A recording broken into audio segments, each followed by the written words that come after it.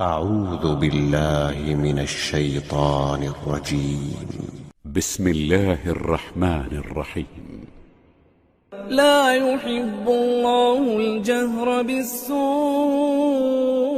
من القول إلا من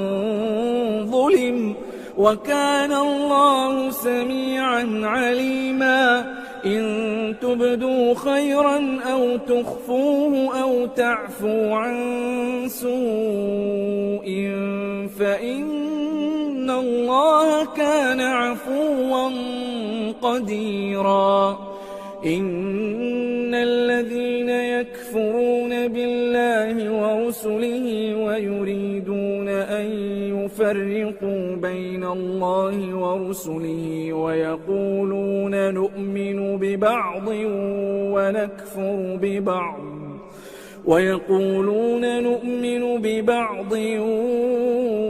ونكفر ببعض ويريدون أن يتخذوا بين ذلك سبيلا، أولئك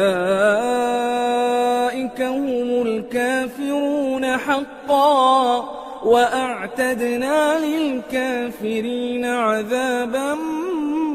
مهينا. والذين آمنوا بالله ورسله ولم يفرقوا بين أحد منهم أولئك سوف يؤتيهم أجورهم، وكان الله غفورا رحيما. يسألك أهل الكتاب أن تنزل عليهم كتابا من السماء، فقد سألوا موسى أكبر من ذلك فقالوا أرنا الله جهرة فأخذتهم الصاعقة بظلمهم، ثم اتخذوا العجل من بعد ما جاءتهم البينات فعفونا عن ذلك وآتينا موسى سلطانا مبينا. ورفعنا فوقهم الطور بميثاقهم وقلنا لهم ادخلوا الباب سجدا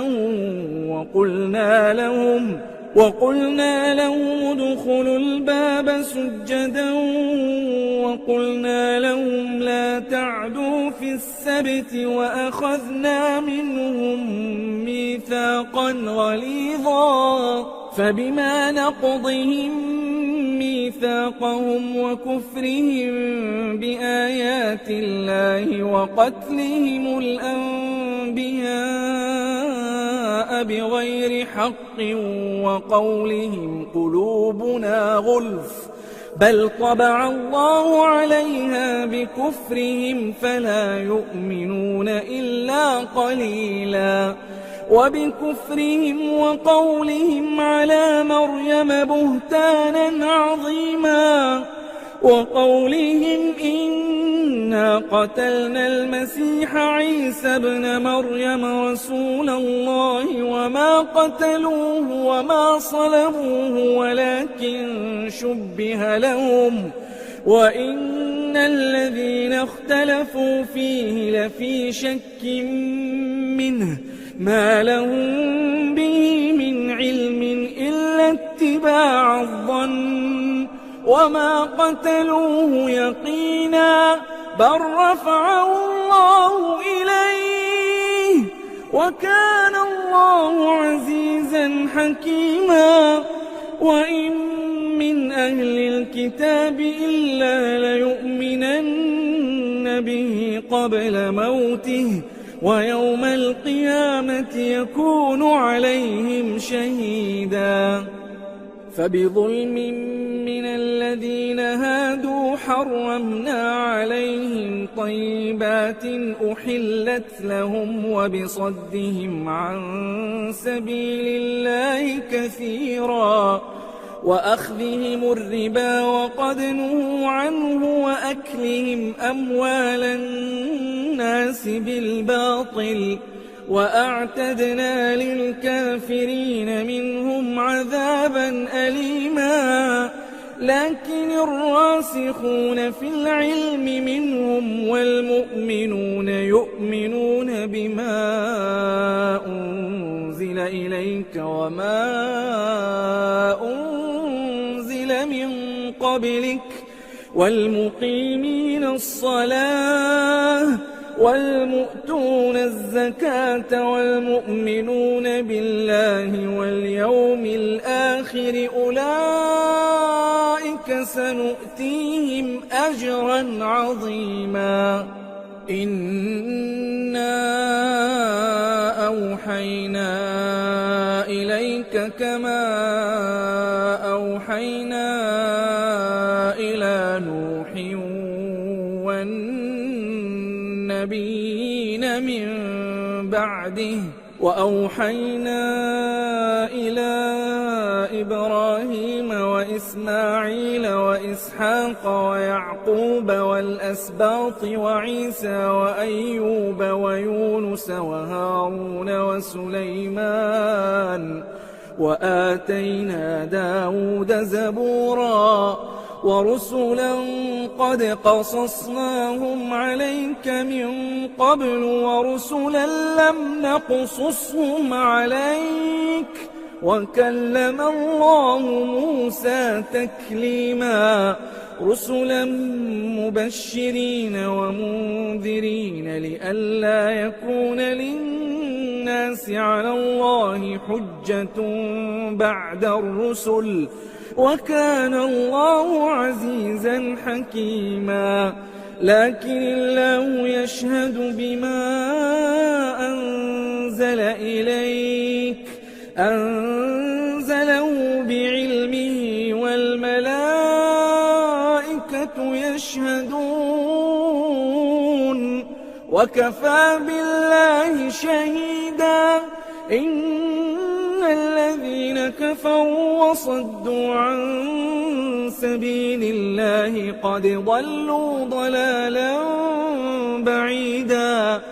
إن الذين كفروا وظلموا لم يكن الله ليغفر لهم ولا ليهديهم طريقا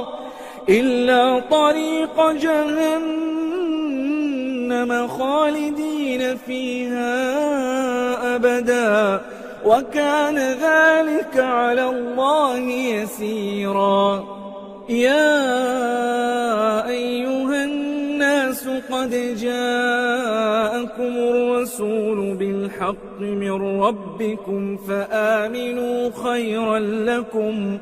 وإن تكفروا فإن لله ما في السماوات والأرض وكان الله عليما حكيما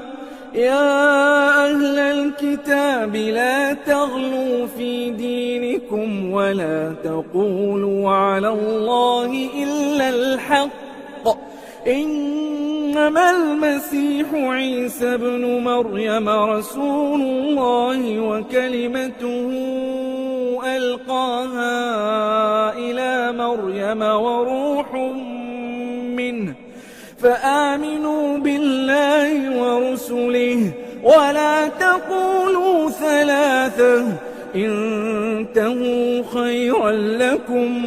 إنما الله إله واحد سبحانه أن يكون له ولد له ما في السماوات وما في الأرض وكفى بالله وكيلا لن يستنكف المسيح أن يكون عبدا لله ولا الملائكة المقربون ومن يستنكف عن عبادته ويستكبر فسيحشرهم إليه جميعا فأما الذين آمنوا وعملوا الصالحات فيوفيهم أجورهم ويزيدهم من فضله وأما وأما الذين استنكفوا واستكبروا فيعذبهم عذابا أليما ولا يجدون لهم من دون الله وليا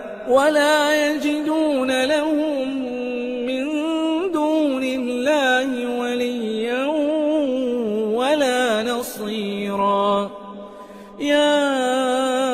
أيها الناس قد جاءكم برهان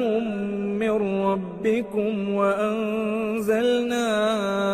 إليكم نورا مبينا. فأما الذين آمنوا بالله واعتصموا به فسيدخلهم في رحمة منه وفضل ويهديهم إليه صراطا مستقيما. يستفتونك قل الله يفتيكم في الكلالة إن امرؤ هلك ليس له ولد وله أخت فلها نصف ما ترك وهو يرثها إن لم يكن لها ولد فإن كانت اثنتين فلهما الثلثان مما ترك وإن كانوا إخوة رجالا ونساء فللذكر مثل حظ الأنثيين.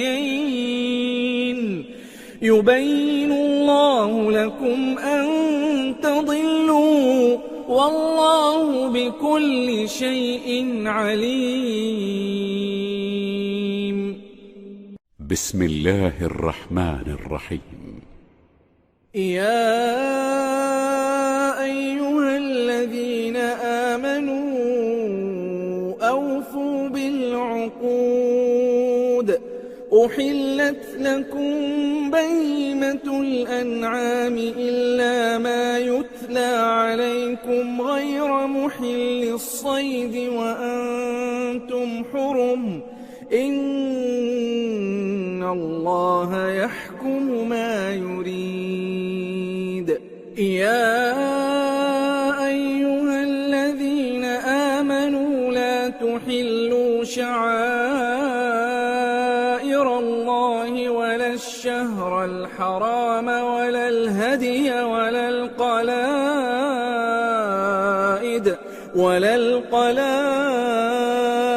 ولا آمين البيت الحرام يبتغون فضلا من ربهم ورضوانا. وإذا حللتم فاصطادوا ولا يجرمنكم شنآن قوم أن صدوكم عن المسجد الحرام أن تعتدوا وتعاونوا على البر والتقوى ولا تعاونوا على الإثم والعدوان واتقوا الله إن الله شديد العقاب. حرمت عليكم الميتة والدم ولحم الخنزير وما أهل لغير الله به والمنخنقة والموقوذة والمتردية والنطيحة وما أكل السبع إلا ما ذكيتم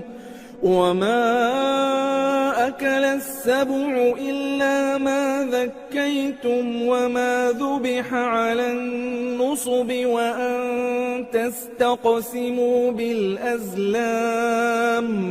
ذلكم فسق. اليوم يئس الذين كفروا من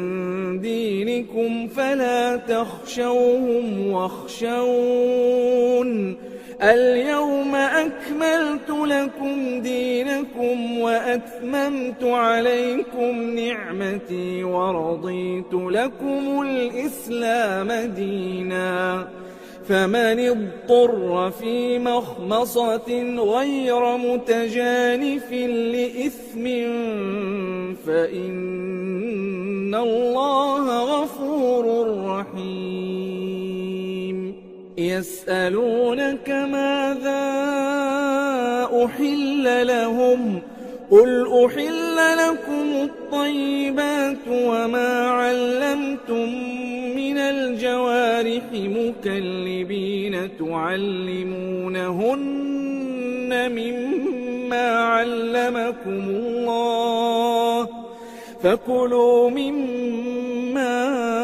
أمسكن عليكم واذكروا اسم الله عليه واتقوا الله إن الله سريع الحساب اليوم أحل لكم الطيبات وطعام الذين أوتوا الكتاب حل لكم وطعامكم حل لهم والمحصنات من المؤمنات والمحصنات من الذين أوتوا الكتاب من قبلكم إذا آتيتموهن أجورهن محصنين غير مسافحين ولا متخذي أخدان ومن يكفر بالإيمان فقد حبط عمله وهو في الآخرة من الخاسرين يا أيها الذين آمنوا إذا قمتم إلى الصلاة فاغسلوا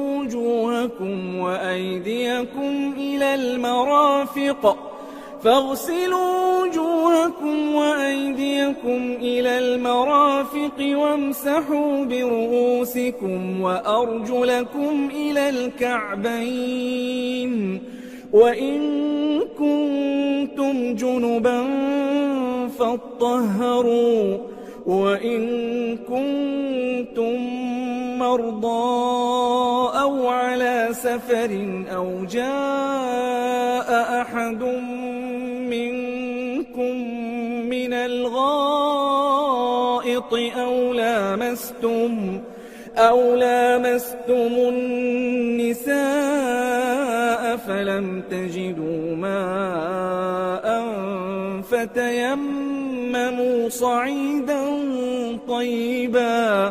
فتيمموا صعيدا طيبا فامسحوا بوجوهكم وأيديكم منه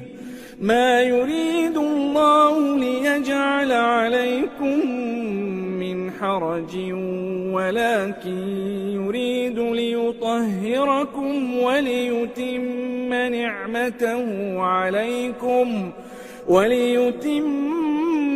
نعمته عليكم لعلكم تشكرون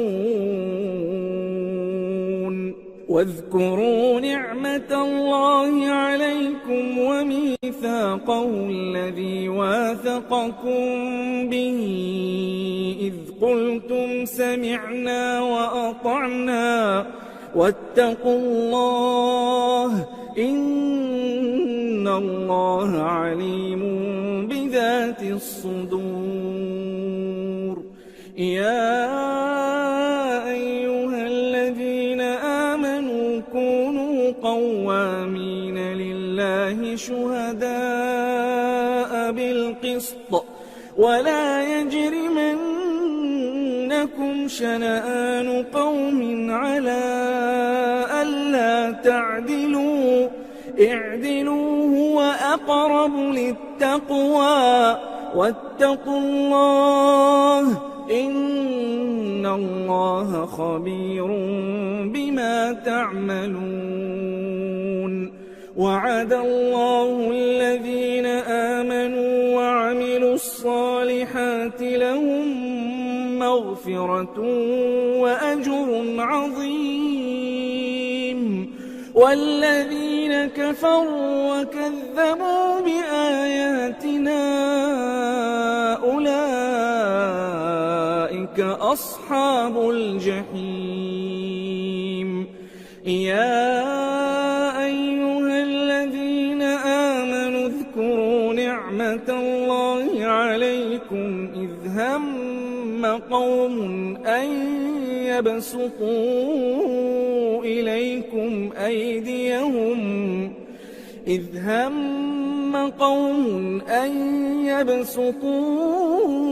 إليكم أيديهم فكف أيديهم عنكم واتقوا الله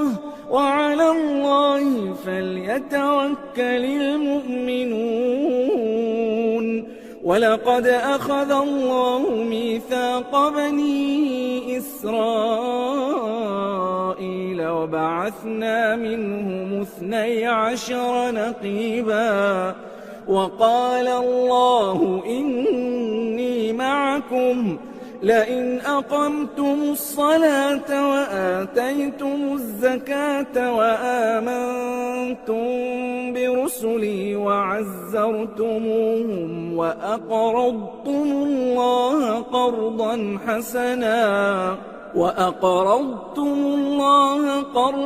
حسنا لأكفرن عنكم سيئاتكم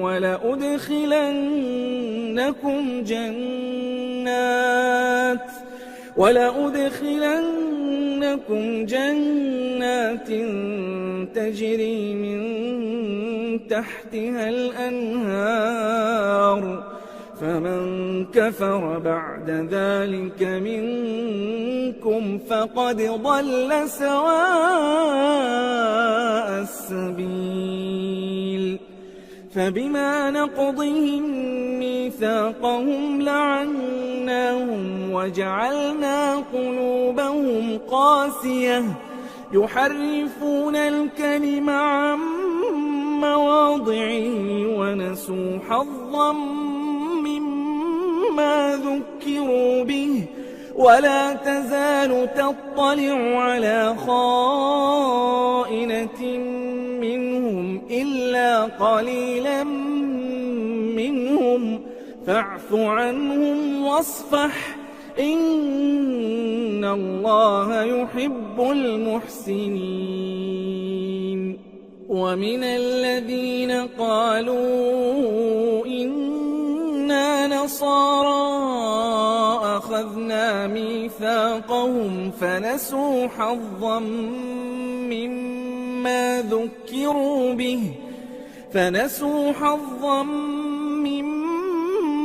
ذكروا به فأغرينا بينهم العداوة والبغضاء إلى يوم القيامة وسوف ينبئهم الله بما كانوا يصنعون. يا أهل الكتاب قد جاءكم رسولنا يبين لكم كثيرا مما كنتم تخفون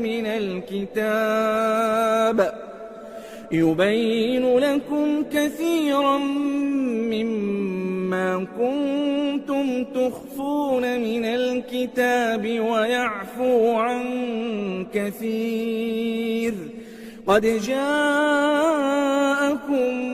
من الله نور وكتاب مبين يهدي به الله من اتبع رضوانه سبل السلام ويخرجهم من الظلمات إلى النور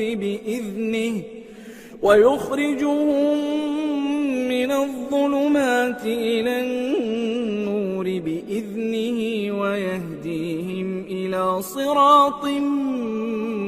مستقيم. لقد كفر الذين قالوا إن والمسيح ابن مريم قل فمن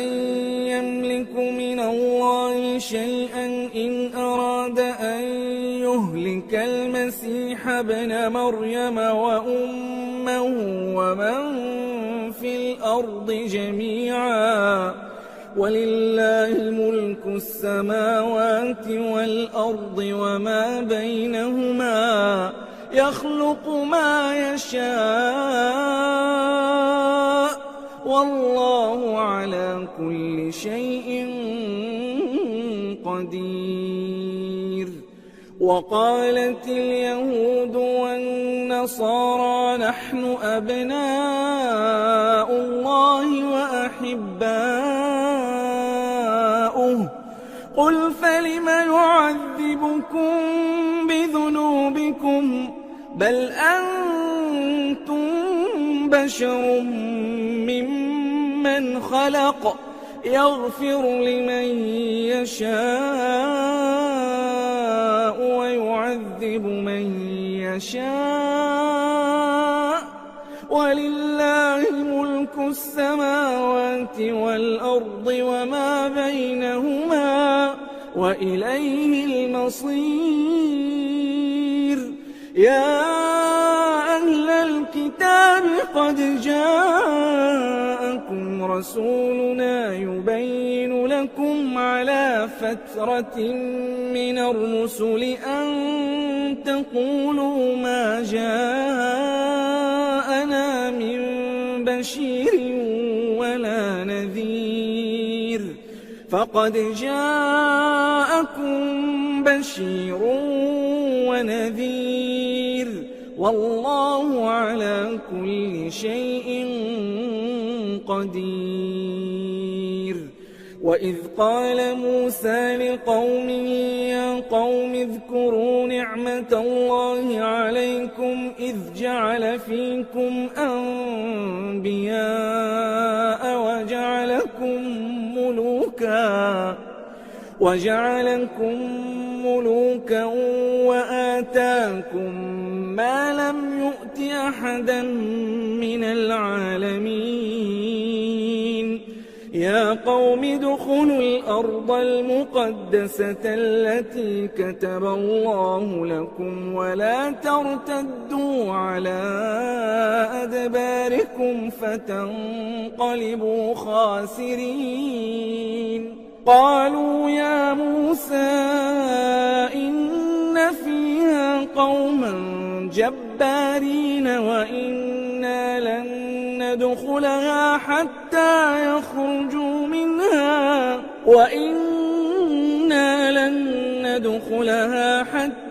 يخرجوا منها فإن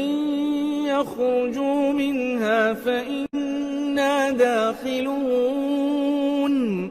قال رجلان من الذين يخافون أنعم الله عليهم ادخلوا عليهم الباب فإذا دخلتم فإنكم غالبون وعلى الله فتوكلوا إن كنتم مؤمنين. قالوا يا موسى إنا لن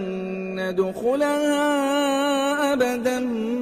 ما داموا فيها فاذهب أنت وربك فقاتلا إنا هاهنا قاعدون. قال رب إني لا أملك إلا نفسي وأخي فافرق بيننا وبين القوم الفاسقين. قال فإنها محرمة عليهم 40 سنة يتيهون في الأرض فلا تأس على القوم الفاسقين. واتل عليهم نبأ ابني آدم بالحق إذ قربا قربانا فتقبل من أحدهما ولم يتقبل من الآخر قال لأقتلنك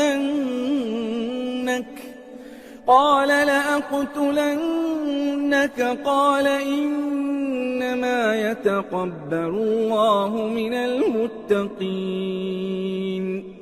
لئن بسطت إلي يدك لتقتلني ما أنا بباسط يدي إليك لأقتلك إني أخاف الله رب العالمين إني أريد أن تبوء بإثمي وإثمك فتكون من أصحاب النار وذلك جزاء الظالمين فطوعت له نفسه قتل أخيه فقتله فأصبح من الخاسرين فبعث الله غرابا يبحث في الأرض ليريه كيف يواري سوءة أخيه قال يا ويلتى أعجزت أن أكون مثل هذا الغراب فأواري سوءة أخي فأصبح من النادمين من أجل ذلك كتبنا على بني إسرائيل أنه من قتل نفسا بغير نفس أو فساد في الأرض فكأنما قتل الناس جميعا ومن أحياها فكأنما أحيا الناس جميعا ولقد جاءتهم رسلنا بالبينات ثم إن كثيرا منهم بعد ذلك في الأرض لمسرفون إنما جزاء الذين يحاربون الله ورسوله ويسعون في الأرض فسادا أن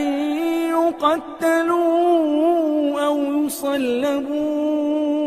أو تقطع أيديهم وأرجلهم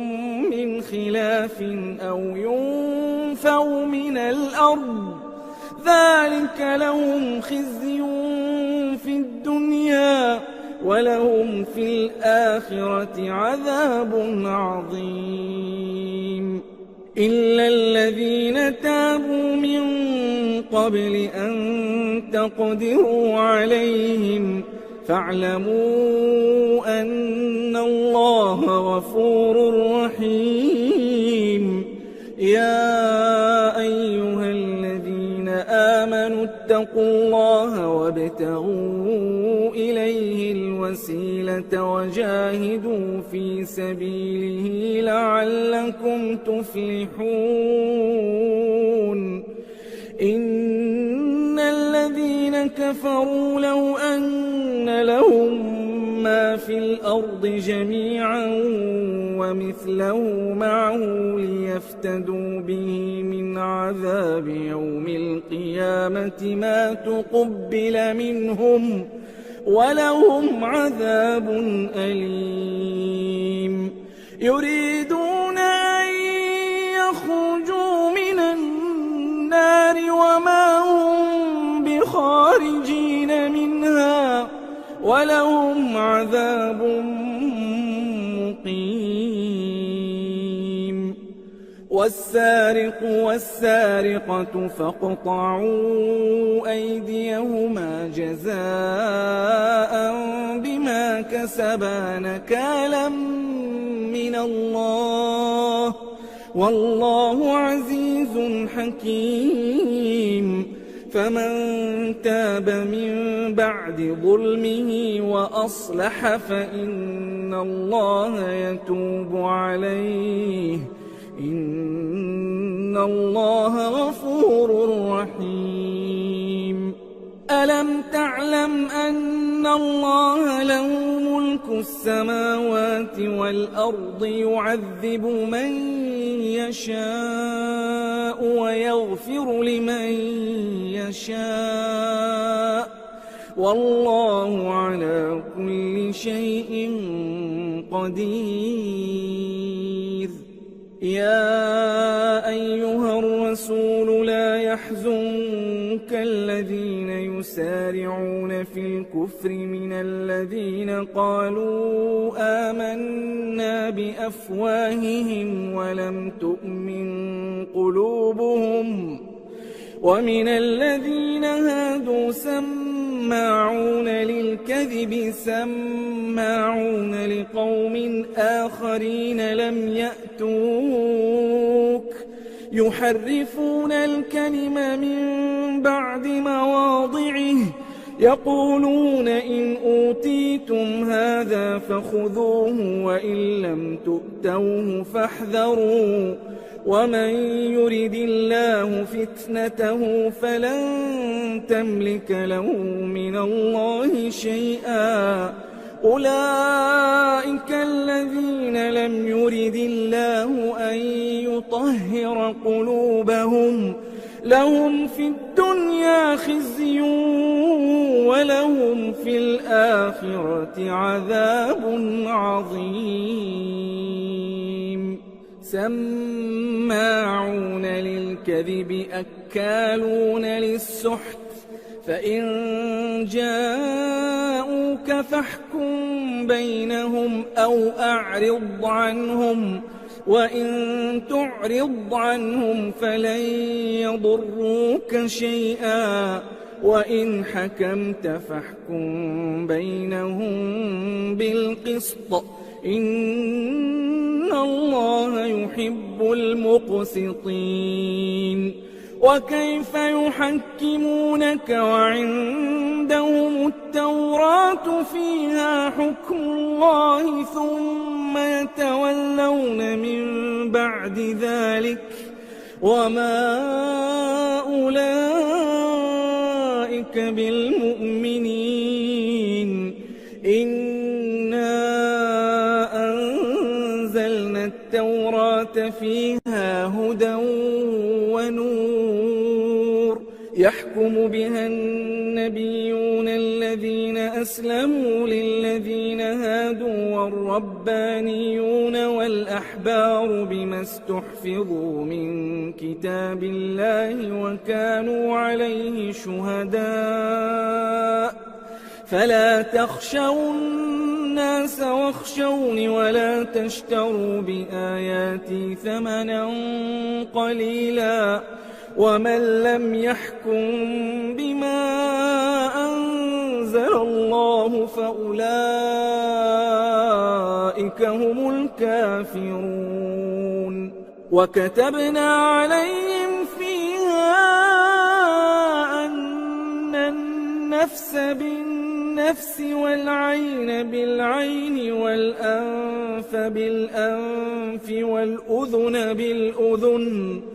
والأذن بالأذن والسن بالسن والجروح قصاص فمن تصدق به فهو كفارة له ومن لم يحكم بما أنزل الله فأولئك هم الظالمون وقفينا على آثارهم بعيسى ابن مريم مصدقا لما بين يديه من التوراة وآتيناه الإنجيل فيه هدى ونور ومصدقا لما بين يديه من التوراة وهدى وموعظة، وموعظة للمتقين. وليحكم أهل الإنجيل بما أنزل الله فيه ومن لم يحكم بما أنزل الله فأولئك هم الفاسقون وأنزلنا إليك الكتاب بالحق مصدقا لما بين يديه من الكتاب ومهيمنا عليه فاحكم بينهم بما أنزل الله ولا تتبع أهواءهم عما جاءك من الحق لكل جعلنا منكم شرعة ومنهاجا ولو شاء الله لجعلكم أمة واحدة ولكن ليبلوكم فيما آتاكم فاستبقوا الخيرات إلى الله مرجعكم جميعا فينبئكم بما كنتم فيه تختلفون وأن احكم بينهم بما أنزل الله ولا تتبع أهواءهم واحذرهم أن يفتنوك عن بعض ما أنزل الله إليك فإن تولوا فاعلم أنما يريد الله أن يصيبهم ببعض ذنوبهم وإن كثيرا من الناس لفاسقون أفحكم الجاهلية يبغون ومن أحسن من الله حكما لقوم يوقنون يا أيها الذين آمنوا لا تتخذوا اليهود والنصارى أولياء بعضهم أولياء بعض ومن يتولهم منكم فإنه منهم إن الله لا يهدي القوم الظالمين فترى الذين في قلوبهم مرض يسارعون فيهم يقولون نخشى أن تصيبنا دائرة فعسى الله أن يأتي بالفتح أو أمر من عنده فيصبحوا على ما أسروا في أنفسهم نادمين ويقول الذين آمنوا أهؤلاء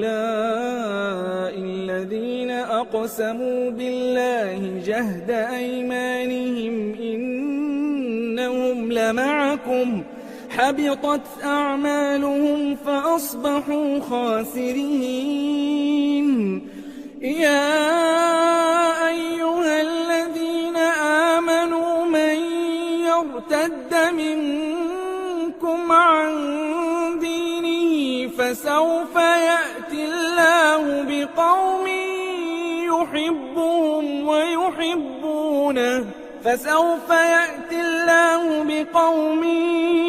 يحبهم ويحبونه أذلة على المؤمنين أعزة على الكافرين يجاهدون في سبيل الله ولا يخافون لومة لائم ذلك فضل الله يؤتيه من يشاء والله واسع عليم إنما وليكم الله ورسوله والذين آمنوا الذين يقيمون الصلاة ويؤتون الزكاة وهم راكعون ومن يتول الله ورسوله والذين آمنوا فإن حزب الله هم الغالبون. يا أيها الذين آمنوا لا تتخذوا الذين اتخذوا دينكم هزوا ولعبا من الذين أوتوا الكتاب من قبلكم والكفار أولياء واتقوا الله إن كنتم مؤمنين.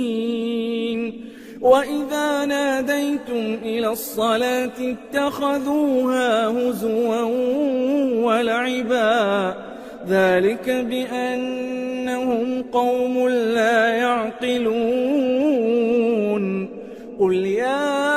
أهل الكتاب هل تنقمون منا إلا أن آمنا بالله وما أنزل إلينا وما أنزل من قبل وأن أكثركم فاسقون. قل هل أنبئكم بشر من ذلك مثوبة عند الله من لعنه الله وغضب عليه وجعل منهم القردة والخنازير وعبد الطاغوت أولئك شر مكانا وأضل عن سواء السبيل. وإذا جاءوكم قالوا آمنا وقد دخلوا بالكفر وهم قد خرجوا به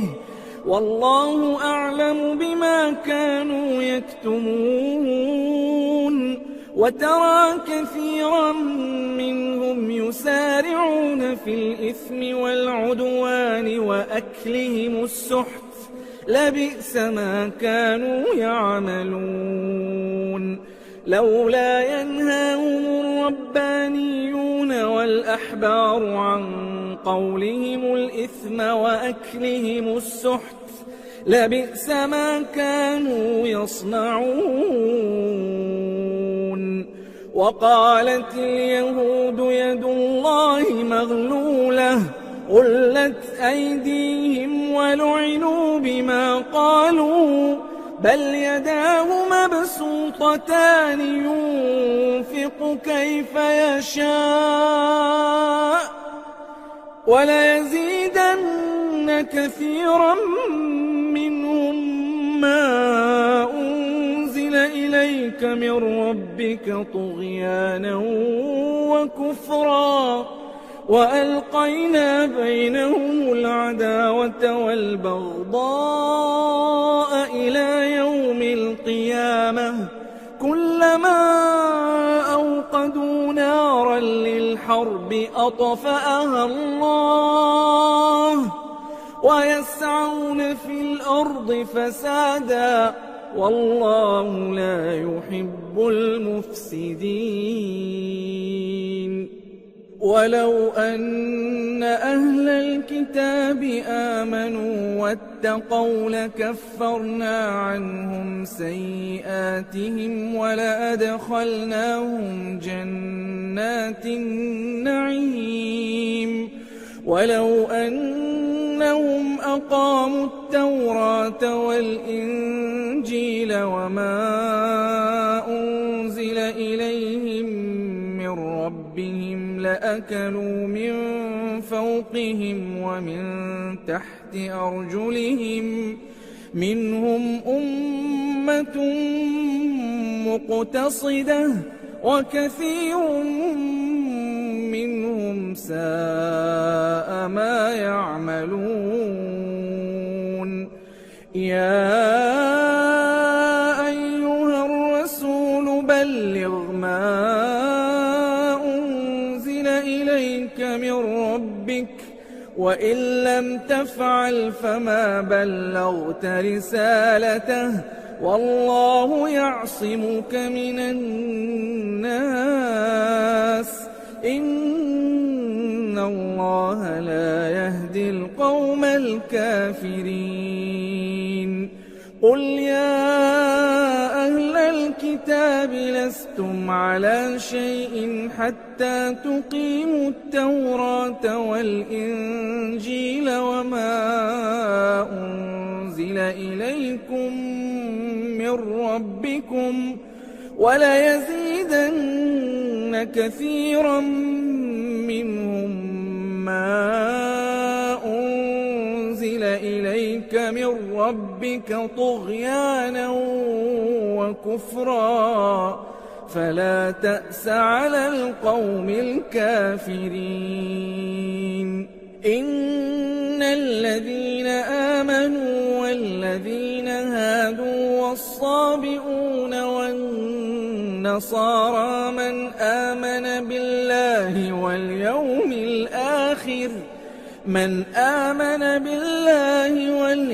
الآخر وعمل صالحا فلا خوف عليهم ولا هم يحزنون لقد أخذنا ميثاق بني إسرائيل وأرسلنا إليهم رسلا كلما جاءهم رسول بما لا تهوى أنفسهم فريقا كذبوا وفريقا يقتلون وحسبوا ألا تكون فتنة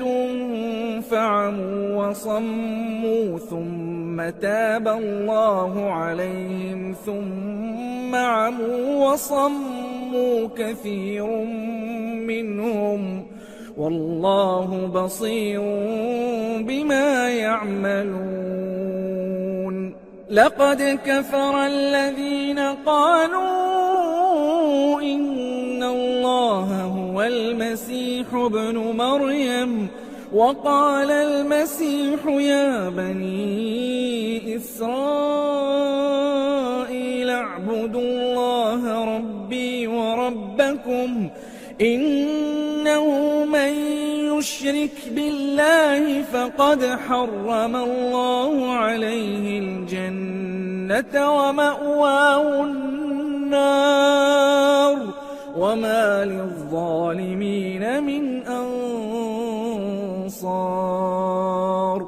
لقد كفر الذين قالوا إن الله ثالث ثلاثة وما من إله إلا إله واحد وإن لم ينتهوا عما يقولون ليمسن الذين كفروا منهم عذاب أليم أفلا يتوبون إلى الله ويستغفرونه والله غفور رحيم ما المسيح ابن مريم إلا رسول قد خلت من قبله الرسل وأمه صديقة كانا يأكلان الطعام انظر كيف نبين لهم الآيات ثم انظر أنى يؤفكون قل أتعبدون من دون الله ما لا يملك لكم ضرا ولا نفعا والله هو السميع العليم قل يا أهل الكتاب لا تغلوا في دينكم غير الحق ولا تتبعوا أهواء قوم قد ضلوا من قبل ولا تتبعوا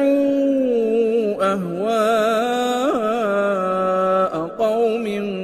قد ضلوا من قبل وأضلوا كثيرا وضلوا عن سواء السبيل. لعن الذين كفروا من بني إسرائيل على لسان داود وعيسى بن مريم ذلك بما عصوا وكانوا يعتدون. كانوا لا يتناهون عن منكر فعلوه لبئس ما كانوا يفعلون. ترى كثيرا منهم يتولون الذين كفروا لبئس ما قدمت لهم أنفسهم أن سخط الله عليهم وفي العذاب هم خالدون. ولو كانوا يؤمنون بالله والنبي وما أنزل إليه ما اتخذوهم أولياء ولكن كثيرا منهم فاسقون. لتجدن أشد الناس عداوة للذين آمنوا اليهود والذين أشركوا ولتجدن أقربهم مودة للذين آمنوا الذين قالوا إنا نصارى ذلك بأن منهم قسيسين ورهبانا وأنهم لا يستكبرون.